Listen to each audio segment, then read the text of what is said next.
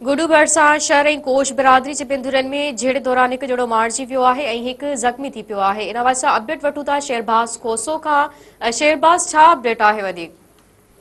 जी बिल्कुल, ही कश्मीर जे कच्चे वारे इलाके में गियलपुर में पुराणे दुश्मनी तकरार तां शर ऐं कोश बिरादरी जे ॿिनि धुरनि में झेड़ो थी पियो आहे। फैरंग में गोलियूं लॻण सबबि हिकु ॼणो क़तल थी वियो आहे, जॾहिं त हिकु ज़ख़्मी थी पियो आहे। फैरंग में कुर्बान उर्फ़ कुर्बू कोश क़तल थी वियो आहे, जॾहिं सखी कोश सख़्तु ज़ख़्मी थी पियो आहे। धुरनि में छिकताण वधी वियो आहे, जॾहिं त फैरंग जो सिलसिलो बि वक़्फ़े वक़्फ़े सां हलंदड़ आहे। नोगो एरिया हुजण सबबि कश्मीर पुलिस वाक़े वारे हंधि नाहे पहुती। वधीक जो पिण ख़दशो आहे। वाक़े बाद इलाक़े में ख़ौफ़ ऐं ॾाकाओ पखिड़िजी वियो।